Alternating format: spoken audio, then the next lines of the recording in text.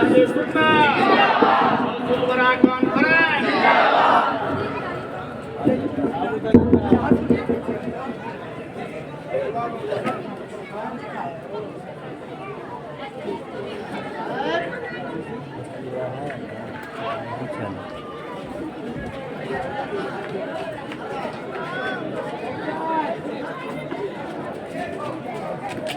منبر رسول پر جلوہ افروز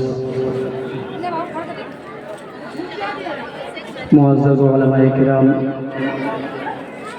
بالخصوص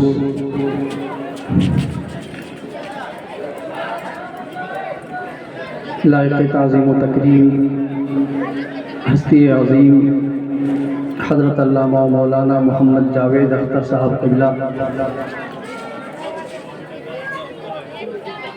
وقار عشق و محبت حضرت مولانا محمد داؤد رضا فیضی صاحب قبلہ، اور منبر نور پر تشریف فرما جملہ علماء کرام و شعراء اعظام، سامعین حضرات، پردہ نشین، عفت مآب، خواتین اسلام، السلام علیکم ورحمۃ اللہ وبرکاتہ۔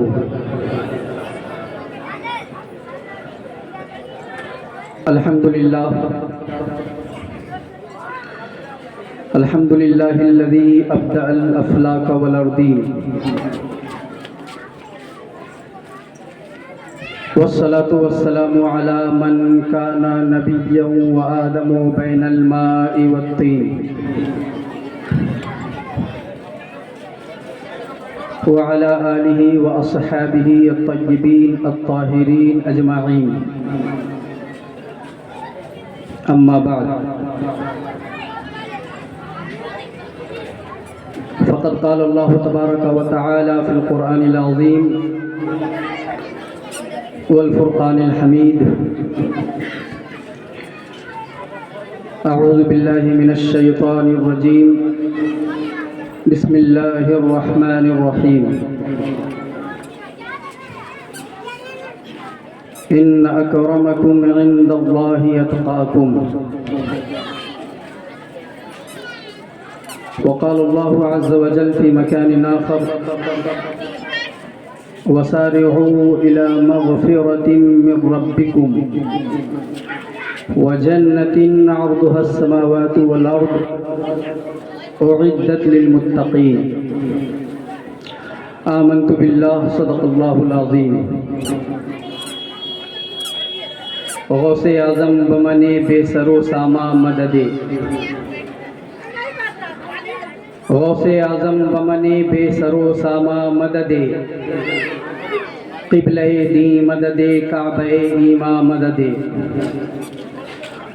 قادریم نعرے یا غوث اعظم می زنم، قادریم نعرے یا غوث اعظم می زنم، دمز شیخ احمد رضا خان قطب عالم می زنم، قادرہ قدرت تداری ہرچے خواہی آنکھونی، قادرہ قدرت تداری ہرچے خواہی آنکھونی، مردارا جانی دہی و زندارا پیجا کنی، محبت کی نظر اہل وفا کی شان پیدا کر، محبت کی نظر اہل وفا کی شان پیدا کر، بلندی اور پستی میں ذرا پہچان پیدا کر، بلندی اور پستی میں ذرا پہچان پیدا کر، نہ ہو ماحول سے مایوس، دنیا خود بنا اپنی، نہ ہو ماحول سے مایوس، دنیا خود بنا اپنی، نئی آندھی، نئی کشتی، نئے طوفان پیدا کر، نئی آندھی، نئی کشتی، نئے طوفان پیدا کر۔ عزیزان ملت اسلامیہ، خطبہ مسنونہ کے بعد میں نے قرآن مقدس کی 2 آیتیں تلاوت کی ہے، آئیے اس سے متعلق کچھ عرض و معروضات پیش کرنے سے پیشتر ہم تمامی حضرات باواز بلند ایک مرتبہ درود پاک پڑھ لیں. پڑھے بلند آواز سے اللہم صلی علی سیدنا شفیعنا حبیبنا نبینا و مولانا محمد معدن الجود والکرم منبع العلم والحلم والحکم صلاۃ و سلاما دائما علیک یا رسول اللہ صلی اللہ تعالی علیہ وسلم.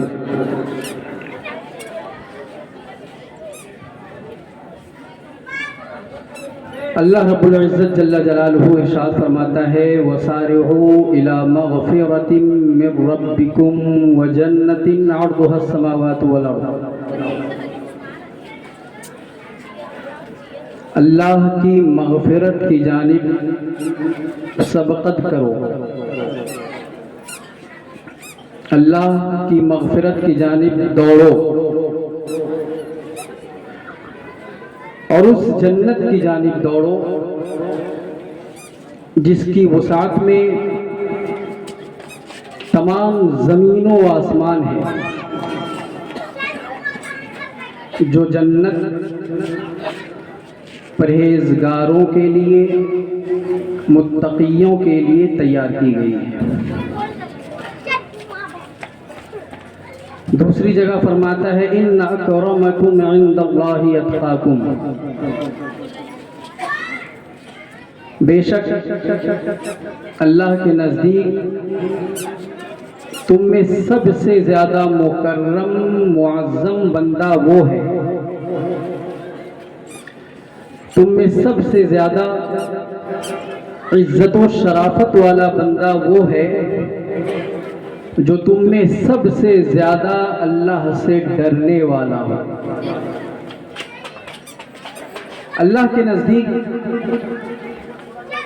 سب سے محبوب ترین بندہ، سب سے معظم و مکرم بندہ وہ ہے جو مسلمانوں میں سب سے زیادہ اپنے دل میں اللہ کی خشیت اور اس کے ڈر کو بسایا ہوا ہو. وہ سب سے بہترین معزز و مکرم بندہ اللہ کی بارگاہ میں ہے. سب سے پہلے تو میں یہ عرض کر دوں کہ میں کوئی فنی مقرر نہیں ہوں. مولانا داؤد صاحب قبلہ ماشاءاللہ اس وقت پورے کولکتہ میں ان کی پوتی بول رہی ہے. میں ان کی طرح فنکار مقرر تو نہیں. میں زمانے طالب علمی ہی سے میرے دل کی تمنا تھی کہ میں ایک چھوٹا موٹا مدرس بن جاؤں. اسی تمنا کو میں نے اپنے دل میں سنبھالے رکھا اور اللہ رب العزت نے کرم فرمایا. اپنے بزرگان دین، اپنے اساتذہ کرام سے تھوڑا بہت میں نے بھی پڑھ لیا. بس اللہ کی بارگاہ میں دعا ہے کہ جو کچھ میں نے پڑھا لکھا ہے اللہ سب سے پہلے اس پر مجھے عمل کرنے کی توفیق عطا فرمائے اور میرے ذریعے آپ لوگوں کو بھی عمل کرنے کی توفیق عطا فرمائے. آج کا یہ عظیم الشان پروگرام جشن غوث الورا کانفرنس جو حضور شہنشاہ بغداد سید الاولیاء سند الاولیاء حضور پیر پیرا میر میرا شاہ جیلاں پیران پیر پیر دستگیر روشن ضمیر سیدنا شیخ عبد القادر جیلانی محی الدین بغدادی رضی اللہ تعالی عنہ کے نام سے موسوم کیا گیا ہے. میری کوشش یہ رہے گی کہ میں آپ کے کرامات کو بیان نہ کر کے آپ کی تعلیمات کو بیان کروں. آج کے ہمارے جلسوں کا جو ماحول ہو گیا ہے ہمارے معاشرے میں جو ماحول ہے، بالخصوص بر صغیر ہند و پاک میں، اللہ کے کرم سے 5 سال تک میں جامعہ ازہر مصر شریف میں رہا. میں وہاں پر بھی مسلمانوں کے ماحول سے کچھ واقفیت میں نے حاصل کی، اور اب جب ہم اپنے بر صغیر کے اسلامی ماحول کا جائزہ لیتے ہیں تو مجھے ایسا محسوس ہوتا ہے کہ آج ہمارے معاشرے میں بہت ہی زیادہ اصلاح کی ضرورت ہے. مصر کی سرزمین پر جلسے جلوس نہیں ہوتے، لاکھوں روپے خرچ کر کے جلسوں کا انعقاد نہیں کرتے، تو پھر وہاں تبلیغ کا کام کیسے انجام کو پہنچتا ہے؟ وہاں کے پیسے کن امور میں صرف کیے جاتے ہیں؟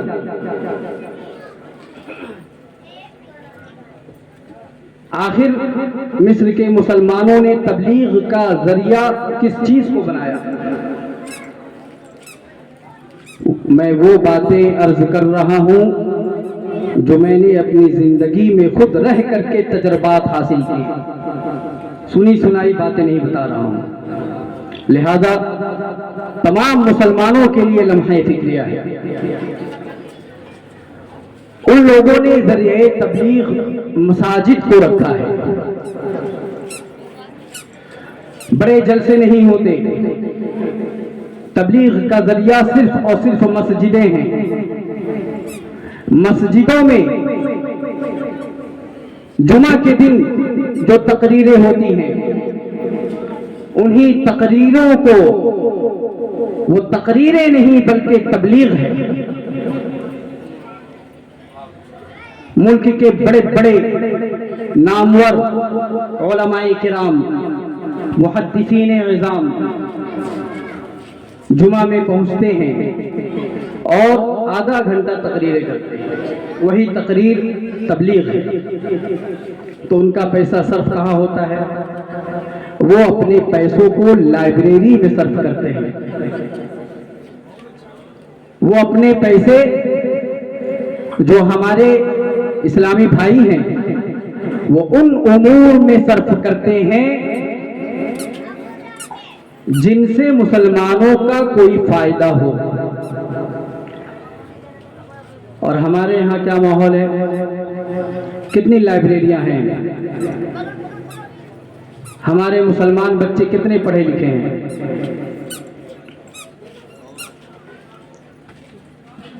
اگر ہر مسلمان اپنا محاسبہ کرے کوئی نہیں بچے گا.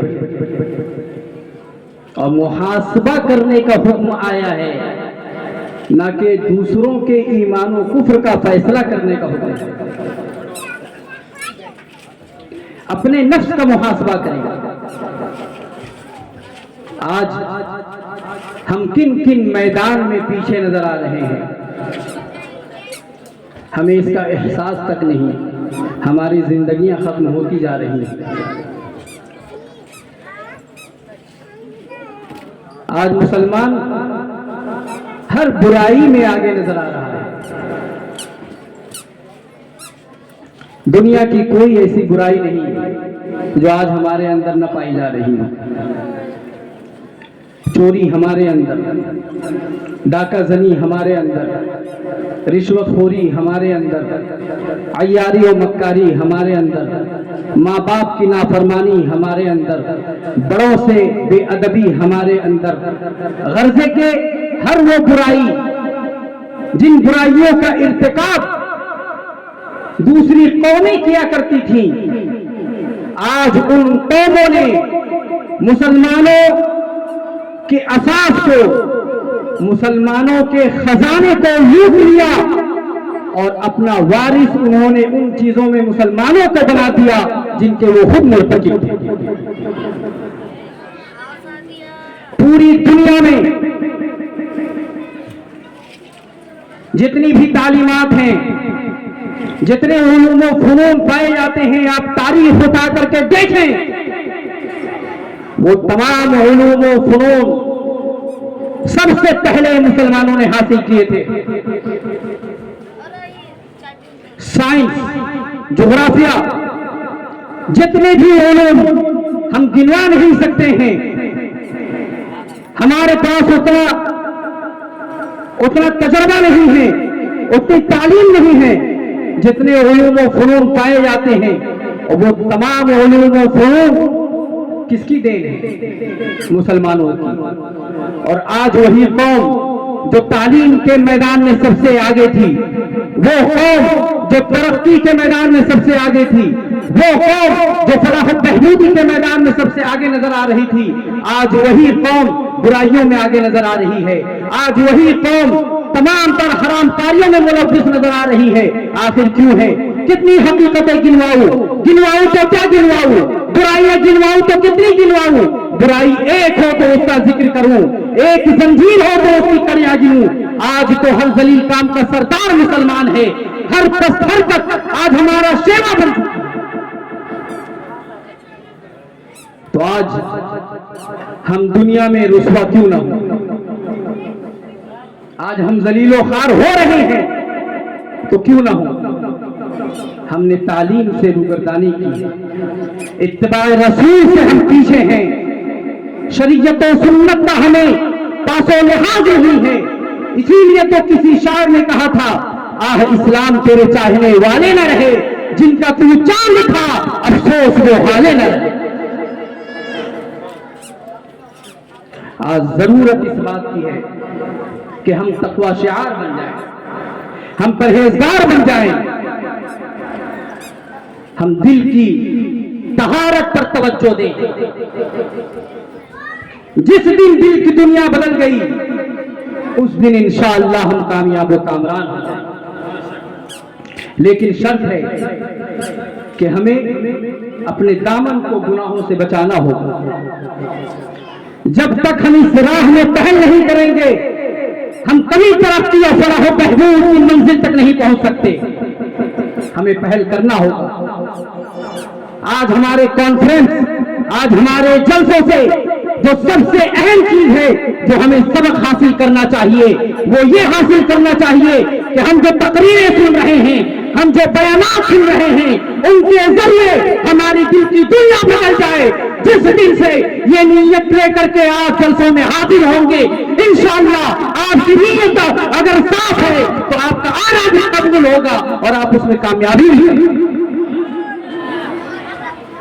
لیکن نیت صاف ہونی چاہیے، نیت خالص ہونی چاہیے۔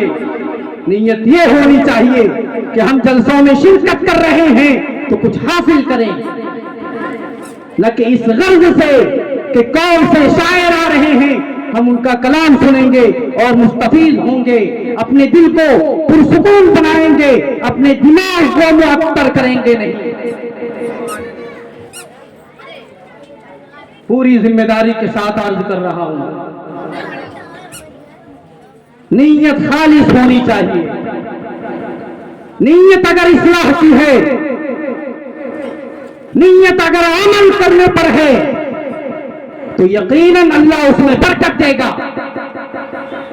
انما الاعمال بالنیات، عمل کا دار و مدار نیت پر ہے۔ لیکن جلسوں سے اگر مقصود یہ ہے کہ رات گزاری ہو، صرف اپنے دل کو ہم خوش کریں، دماغ کو معطر کریں، اس سے کوئی فائدہ حاصل نہیں ہونے والا، کچھ حاصل نہیں ہوگا۔ تمام رات جاگنا یہ رائے گاہ ہے برباد۔ اخلاص کا ہونا ضروری ہے۔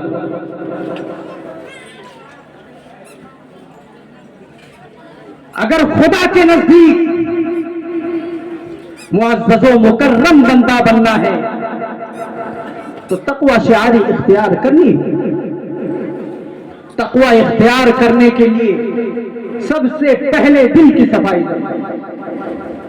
دل جب تک صاف نہیں، ارادے جب تک مستحکم اور مضبوط نہیں ہو سکتے، آپ کبھی نیکی کی راہ سے آگے نہیں بڑھ سکتے۔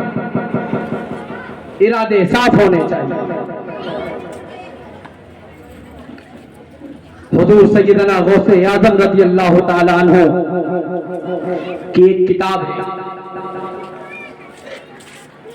الفتح الربانی والفیض الرحمانی، علم تصوف کی امہات الکتب میں سے شمار ہوتی ہے۔ آپ نے تصوف میں یہ کتاب تصنیف فرمائی ہے الفتح الربانی والفیض الرحمانی۔ اس کتاب میں آپ نے زاہد کے متعلق ایک باب باندھا۔ دراصل یہ کتاب آپ کے مواعظ حسنات اور مجالس پر مشتمل ہے۔ ان میں سے ایک مجلس ہے جس کو حضور سیدنا غوث اعظم رضی اللہ تعالی عنہ نے زہد و تقوی کے نام سے رکھا ہے۔ اس میں آپ نے ایک سچے صوفی کی تعریف کرتے ہوئے بیان فرمایا۔ اسی لیے میں نے پہلے ہی بتایا کہ میری بچپنے سے خواہش تھی کہ میں مدرس بنوں، مقرر نہیں، اور اگر مقرر بنوں تو اللہ تبارک و تعالیٰ میری زبان میں وہ تاثیر پیدا کر دے جو زبان میں تاثیر پہلے کے زمانے کے علماء کرام کے اندر پائی جاتی تھی، خلوص پیدا کرے۔ یہ دعا ہے رب کی بارگاہ میں۔ سیدنا غوث اعظم رضی اللہ تعالی عنہ تصوف میں ایک صوفی کی تعریف کرتے ہوئے آپ فرماتے ہیں الصوفی الصادق فی تصوفہ یسمو قلبہ عما سوا مولاه عز وجل۔ بڑے ہی غور سے سنیے گا۔ ایک سچا صوفی اپنے تصوف میں وہ ہے جس کا دل اللہ کے غیر سے پاک و صاف ہو جائے۔ ایک سچا زاہد وہ ہے جس کا دل اللہ کے غیر سے پاک و صاف ہو جائے۔ اب اللہ کی غیر کون سی چیزیں ہیں؟ اللہ کی غیر صوفیہ کے نزدیک وہ تمام چیزیں ہیں جو آپ کو آپ کے رب سے، آپ کے اور آپ کے رب کے مابین فاصلہ بڑھا، جو آپ کے اور آپ کے رب کے مابین جو چیزیں فاصلہ بڑھا دیں وہ اللہ کی غیر ہے۔ اور وہ چیزیں جن کے ذریعے آپ اپنے رب سے قریب تر ہو جائیں وہ اللہ کی غیر نہیں ہے۔ اب یہ جو سیدنا غوث اعظم رضی اللہ تعالیٰ عنہ نے صوفی کی تعریف بیان کی ہے، اس کے متعلق آج ہمارے معاشرے میں جو ہم ایک جماعت دیکھتے ہیں جو یہ دعوے دار ہیں، بہت لوگ ہماری نظر میں ایسے گزرے، یہ میرا خود ذاتی تجربہ ہے، جو اپنے آپ کو متقی اور پرہیزگار کہلوا رہے ہیں، جو خود کو صوفی کہہ رہے ہیں، حالانکہ وہ بالکل جاہل بلکہ اجہل کہیں، خود کو صوفی کہلوا رہے ہیں، خود کو زاہد کہلوا رہے ہیں۔ حضور سیدنا غوث اعظم رضی اللہ تعالیٰ عنہ فرما رہے ہیں الصوفی الصادق فی تصوفہ یسمو قلبہ عما سوا مولاه عز وجل۔ ایک سچا صوفی وہ ہے جس کا دل اللہ کی غیر سے پاک و صاف ہو جائے، ہر اس چیز سے بچ جائے جو چیز اسے اس کے رب سے قربت حاصل کرنے میں دور کر دے۔ وہ تمام چیزیں اللہ کی۔ یہ کوئی آسان مرحلہ نہیں ہے تصوف کے منصب پر فائز ہونا۔ آگے خود حضرت سیدنا غوث اعظم فرما رہے ہیں وَهَذَا شَيْءٌ لَا يَجِيءُ بِتَغْيِيرِ الْخِرَقِ۔ یہ صفائے قلب ایک ایسی چیز ہے جو کپڑے بدل لینے سے حاصل نہیں۔ لا يجيء بتغيير الخرق، صرف کپڑے بدل لینے سے صفائے قلب حاصل نہیں ہوتی۔ آج ہمارا اپنا مشاہدہ ہے، ہم دیکھتے ہیں اس طرح کے لوگ جو دنیا میں پائے جا رہے ہیں، خود اپنے آپ کو صوفی کہلوا رہے ہیں، خود اپنے آپ کو زاہد و عابد کہلوا رہے ہیں، لیکن جو صوفیوں کے اوصاف ہیں وہ ذرہ برابر ان کے اندر پائے نہیں جاتے ہیں۔ وَهَذَا شَيْءٌ لَا يَجِيءُ بِتَغْيِيرِ الْخِرَقِ۔ صفائے قلبی کو حاصل کرنا آسان نہیں ہے، یوں ہی حاصل نہیں ہو سکتا۔ صرف کپڑے بدل لینے کا نام صفائے قلبی نہیں ہے۔ آگے آپ فرما رہے ہیں وَتَصْفِيرِ الْوُجُوهِ، اور صفائے قلب چہروں کو زرد کرنے سے بھی حاصل نہیں ہوتا۔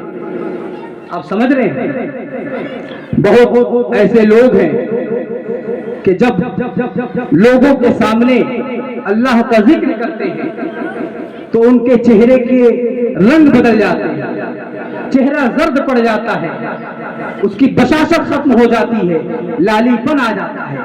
حضور سیدنا غوث اعظم رضی اللہ تعالیٰ عنہ فرما رہے ہیں لا یجیء بتغییر الخرق وتصفیر الوجوہ، چہرے کی رنگت بھی بدل لینے سے صفائے قلبی حاصل نہیں ہوتی۔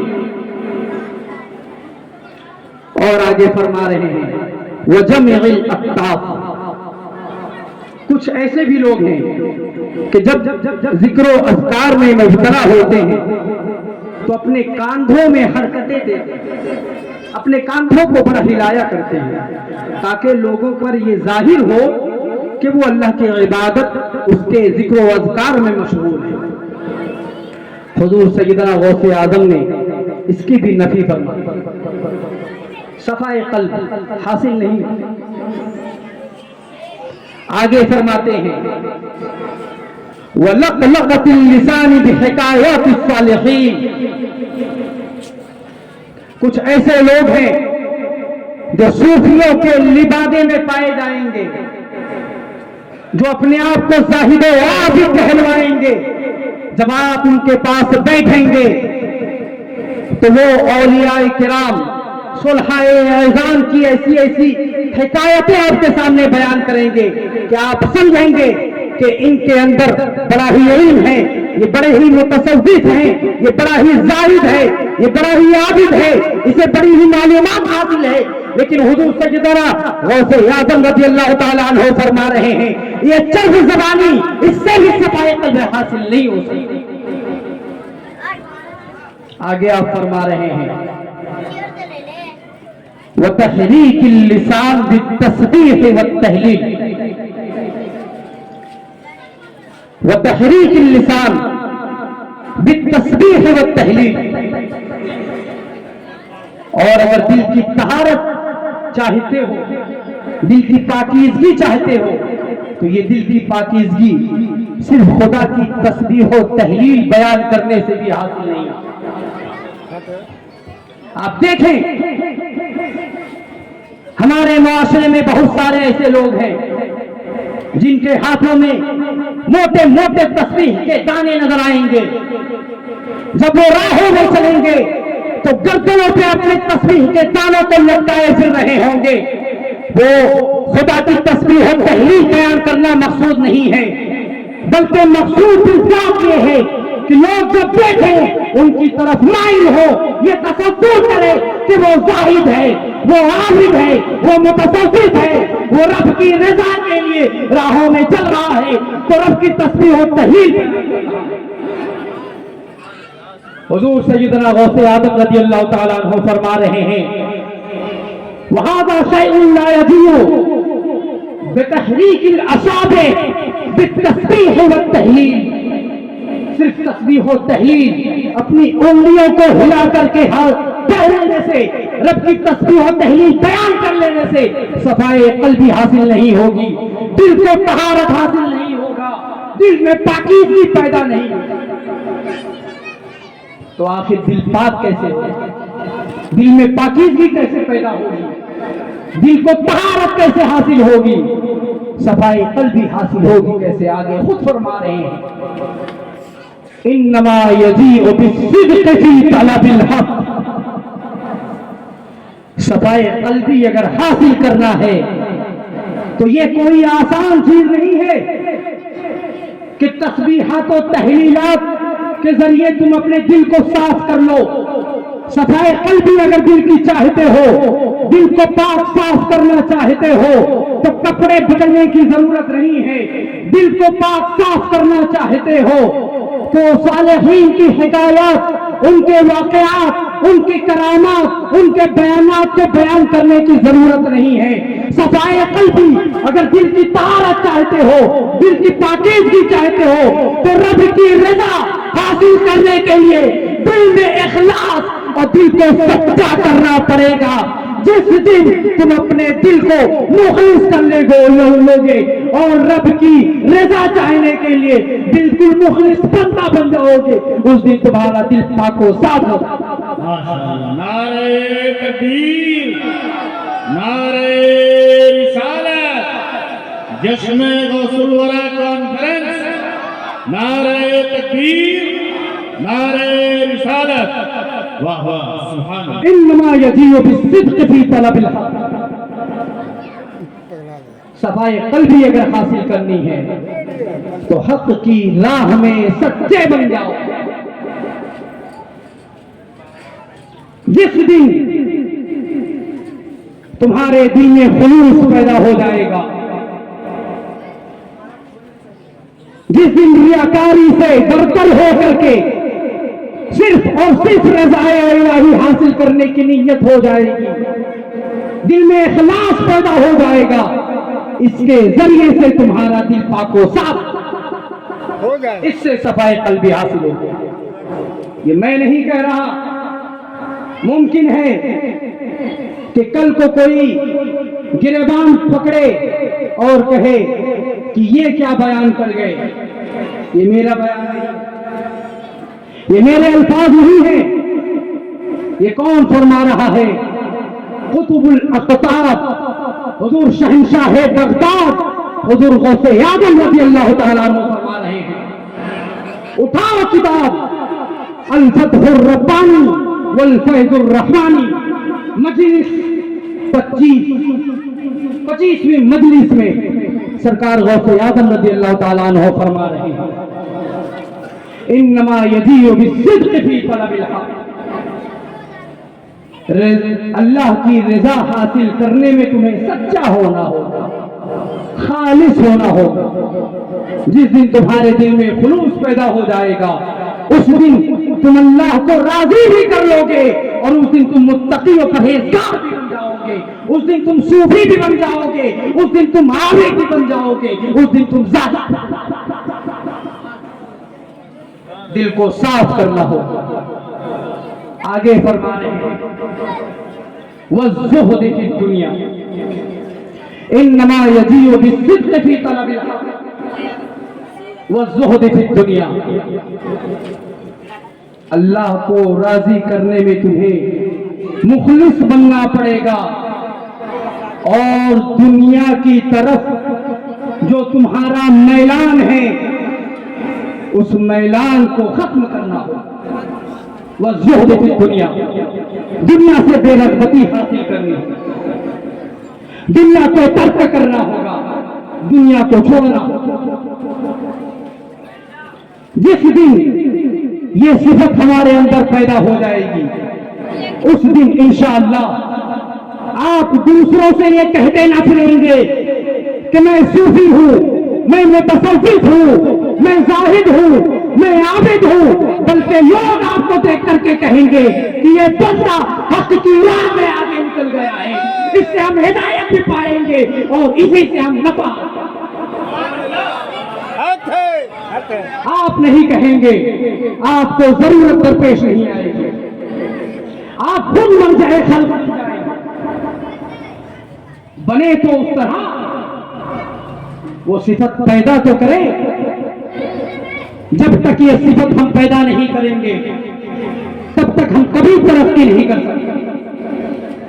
پیدا کرنا ہوگا, لیکن سب سے اہم چیز الصدق فی طلب الحق, سچائی پیدا کرنی ہوگی, دکھلایا نہیں. رب کی رضا کے لیے جو عبادتیں کی جاتی ہیں، رب کو خوش کرنے کے لیے جن مجاہدات اور ریاضات میں انسان منہمک ہونے کی کوشش کرتا ہے، دو طریقے ہیں۔ اگر آپ چاہتے ہیں کہ دنیا آپ کی تعریف کرے، اگر آپ چاہتے ہیں کہ لوگ آپ کو متصوف کہیں، اگر آپ چاہتے ہیں کہ لوگ آپ کو زاہد و عابد کہیں، تو یاد رکھیں یہ عبادتیں کوئی کام نہ کرنے والی ہے، یہ عبادتیں آپ کے منہ پہ مار دی جائیں۔ دوسرا طریقہ یہ ہے کہ ان عبادتوں کے ذریعے اگر آپ رب کو خوش کرنا چاہتے ہیں تو دل میں سچائی پیدا کریں اور دکھلاوے سے باہر آ جائیں، دنیا کو چھوڑ دیں۔ دنیا کچھ نہیں ہے، دنیا کچھ نہیں ہے۔ ہمارے بزرگان دین علیہم الرحمت و رضوان فرما گئے کہ جب دنیا میں رہو تو اس طور پر رہو کہ تم دنیا کی سواری کر رہے ہو، تم دنیا کی سواری کر رہے ہو، اس طور پر نہ رہو کہ دنیا تم پر سوار ہو۔ فرق سمجھے آپ؟ دیکھیے میں پڑھا رہا، یہ تقریر نہیں، یہ تدریس۔ اس طرح سے دنیا میں رہو کہ دنیا تم پر سوار نہ ہو بلکہ تم دنیا پر سوار ہو۔ اب اس کا فائدہ دیکھیں کیا ہوگا۔ آپ جب کسی جانور پر سوار ہوتے ہیں، میں تو الحمدللہ گھوڑے پر سوار ہوں، گھوڑے کی میں نے سواری کی ہے مثلا، اس کا فائدہ کیا ہوتا ہے؟ جب آپ کسی جانور پر سوار ہوں گے تو اس کا لگام آپ کے ہاتھوں میں ہوگا، آپ جہاں چاہیں گے جانور کو لے کر کے جائیں گے۔ لیکن اگر جانور آپ پر سوار ہو گئے تو پھر آپ اس کے غلام ہو جائیں گے، وہ روند دے گا۔ اسی لیے ہمارے بزرگان دین نے فرمایا کہ دنیا میں اس طرح رہو کہ تم دنیا کی سواری کر رہے ہو، اس طرح نہیں کہ دنیا تم پر سوار ہو۔ اگر دنیا تم پر سوار ہو گیا تو دنیا جدھر چاہے گی تمہیں لے کر کے جائے گی، تمہیں ہاتھتے ہوئے لے کر کے جائے گی اور تم مجبور ہو جاؤ گے، لاچار۔ سبحان اللہ۔ حضرت آ رہے ہیں، حضرت کا استقبال کھڑے ہو کر پورا مجمع کریں۔